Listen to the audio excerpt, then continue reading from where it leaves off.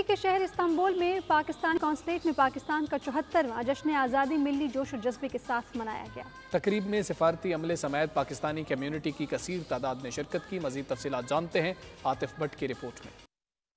ترک شہر استنبول میں پاکستان قونصلیٹ میں ارض پاک کا 73واں یوم آزادی جوش و جذبے سے منایا گیا۔ جشن آزادی کی تقریب میں قونصلر جنرل بلال خان پاشا، سیکنڈ قونصلر جنرل سلیم اللہ نیازی، قونصلر پبلک افیئر امان اللہ میمن سمیت پاک نیوی اور پاک آرمی کے افسران نے بھی شرکت کی۔ تقریب کا آغاز تلاوت کلام پاک سے کیا گیا، جبکہ پنڈال کو پاکستانی سبز ہلالی پرچموں اور پھولوں سے سجایا گیا۔